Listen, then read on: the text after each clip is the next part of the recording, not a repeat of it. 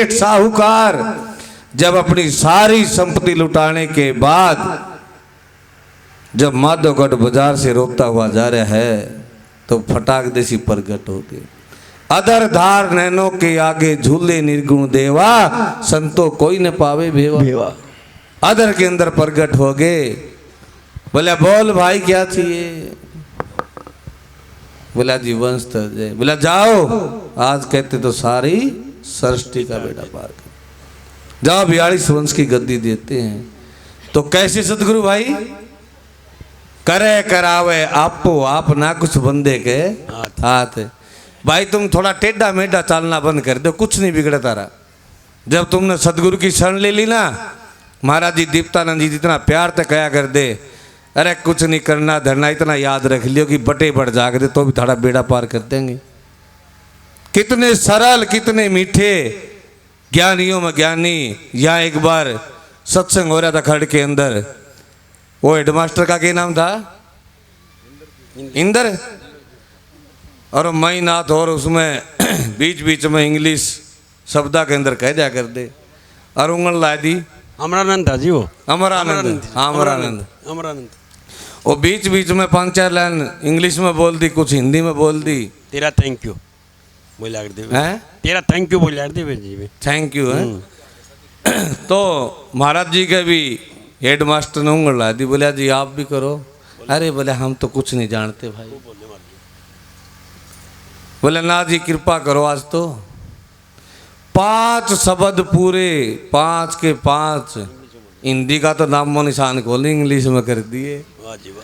बोलो सतगुरु बंदी छोड़ दीप्तानंद महाराज की सच्चाई। बोलो सतगुरु हरियाणा महाराज जी की सच्चाई। टकटकी लगा के देखने लग गया। उसके बाद अमरानंद जी जब महाराज जी जा कर दे ना, तो एक आधी जगह पहुंचा कौन कर दे।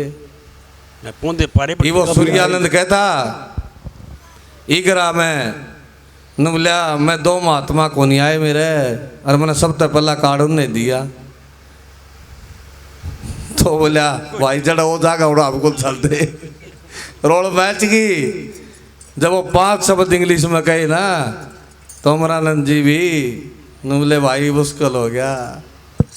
तो ऐसे सतगुरु, ऐसे दीन दयाल, ऐसे बंदी छोड़ अपने को मिले हुए। हमने भी देखा हमारे गुरु ने दिखाया, बेगम देश है हमारा जी। हमने भी देखा हमारे गुरु ने दिखाया, बेगम देश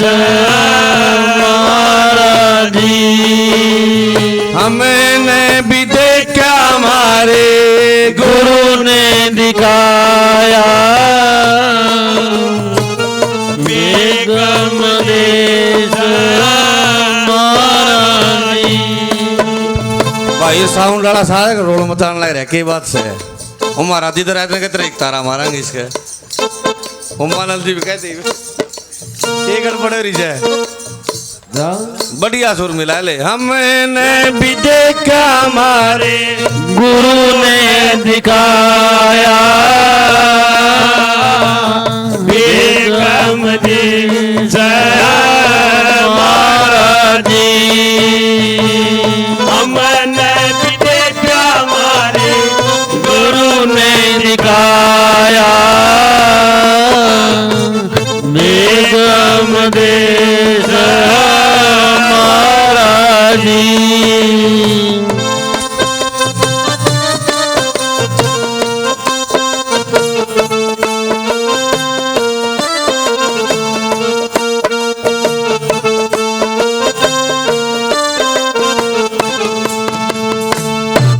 नदियाँ नहीं थी साधो नाले नहीं थे, नदियाँ नहीं थी साधो नाले नहीं थे, ना था समुंदर खारा जी, ना था समुंदर खारा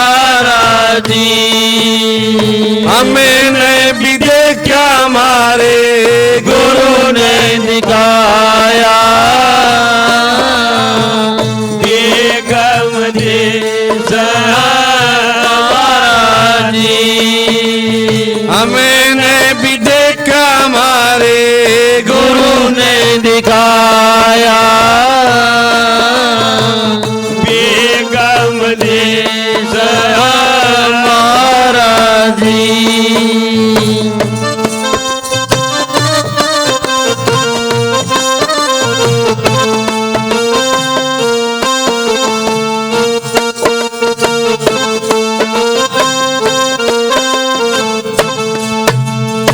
कागज कलम अब दो स्याही नहीं थी,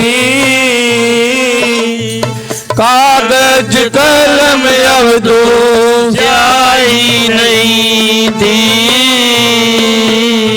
ना था कोई लिखने हारा जी, ना था कोई लिखने हारा जी। हमने भी देखा हमारे गुरु ने दिखाया बेगम देश महाराज जी। हमने भी देखा हमारे गुरु ने दिखाया बेगम देश महाराज जी।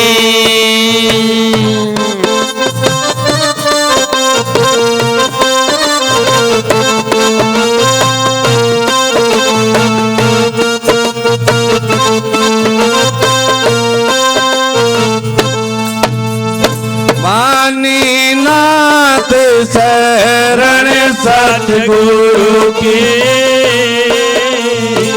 बंदी छोड़ शरण सतगुरु की, ओ घट घाट उतारा जी। ओ घट घाट उतारा जी। हमने भी देखा हमारे गुरु ने दिखाया बेगम देश महाराज जी।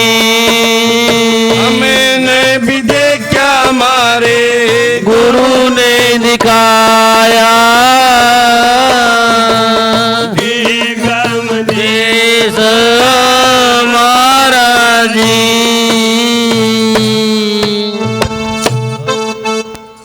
तो वीरो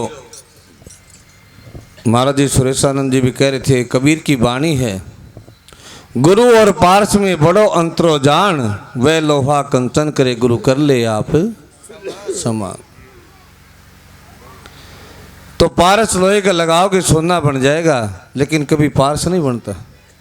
और गुरु जिस जीव के ऊपर कृपा कर देता है, जैसे जीता दास महाराज पर करी, तो क्या करे, जीता कहूँ तो है नहीं, घीसा कहा ना जाए, और जीता में घीसा मिले जो फूल गंध के माए। और 65 साल की उम्र के अंदर कह दिया, तमें घबरा ना करो भाई, उम्र होगी तो। महाराज जी भी बार बार कहने लगे, हमारा खड्डा खुद गया, खड्डा खुद गया। तो हम तो यह कहा महाराज जी ने इबे तो कोई इजाजत को नहीं जाने की, और ना जान दिया। प्रेम नहीं होगा तो चले जाओगे, प्रेम है तो रुकना पड़ेगा। यो खड्डा तो फिर घने दिन बाद भराएंगे, साल बाद वह इबे खड्डे लाट के रखो।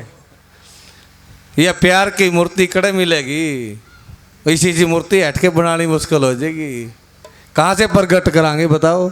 इतना प्रेम, इतना दयालु, इतने कृपालु, संगत पर इतनी कृपा करते हैं। चाहे 2 घंटे सत्संग लगवा लो तो 6 घंटा ही तो टाइम में थोड़ा हो से, नहीं तो लागे रहे इनके तो कोई रुकावटें को नहीं।